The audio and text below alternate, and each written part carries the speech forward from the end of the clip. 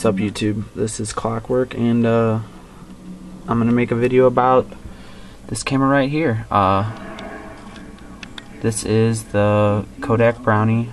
It's the Hawkeye, or the Flash. They call it the Flash model.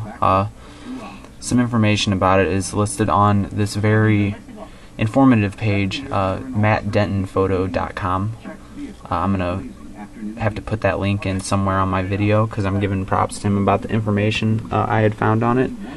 I got my camera for $3 at a thrift shop. My grandma bought it for me and gave it to me because I am a avid collector of not only vintage cameras but toy cameras in general, and this one I didn't have, and this camera is like 60 years old actually, somewhere around there. 1950 was when they started making them. There was a couple of different ones, and the one I have is, as I said, the Brownie Hawkeye Flash model. I don't know exactly what the numbers are on it, but for the price that I got it, it was a little beat up.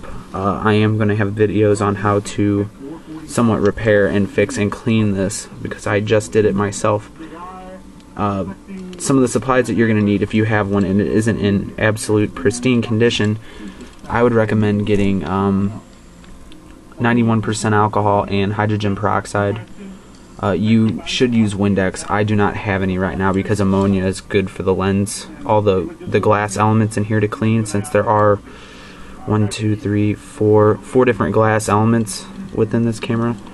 On a scale of 1 to 10, how hard was it to fix and clean? It was probably about a 6. It wasn't too difficult. It was a little daunting because I really didn't know what I was doing, and no one has videos on it. So that was the issue at hand. I did, however, find a website that was somewhat informative about how the thing is made. So I did go to a website. I believe it was this one. It's called Brownie Camera, brownie-camera.com, and I did find some information about it. The manuals are on here. They do have them on here. It is listed for the instruction manuals and whatnot. They do have all sorts of neat little articles, and well, here's how to clean it. I did follow somewhat the instructions, but they're vague. They don't have any real, I mean, duh, you know, you're gonna need a Phillips screwdriver, you know. But it was more difficult to put back together after I had it all apart because I didn't exactly know how it was gonna, like, see the pictures. I mean, it says what you need and whatnot, but it really doesn't show you. It's just like it shows you, hey, here's all the pieces, yeah. And then the directions, of course, viewfinder, lens. It does show the parts and things, but I will post my video on here soon and I will explain exactly what I did. With that in mind, it's not difficult. It just takes a couple hours to get it really clean. For mine being $3, I can't really complain that it was dirty or anything because I know it operates. I love the sound that it makes. And over here I have a switch, and it's for bulb set to B, so it's manual, so I can keep it open as long as I want to, long exposures and double exposures and whatnot. But it's considerably cleaner, and I know it's going to be a lot better, but realize that it's not going to be perfect. You're not going to get one of these and it's going to be perfect. These are 60-year-old cameras. I mean, if there's a little bit of scratches on the viewfinder up here in the front element, it's not going to matter.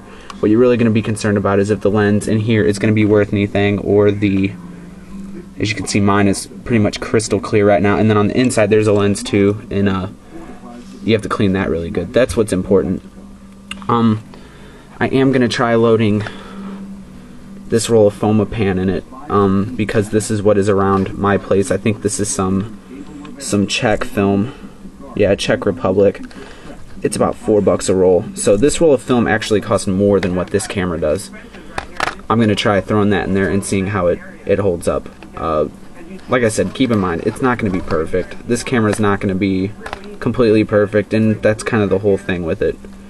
I like to take this for what it is. I mean, it's an old camera, it's vintage, and it's neat. So I hope my videos are going to help. I would appreciate comments and any kind of suggestions about what I'm talking about, because I try to be informative. I try to show, you know, my links and my information. I'm not just babbling on here. This is something that I'm not a professional at. I don't claim to be a professional. So hopefully this will help. Thanks.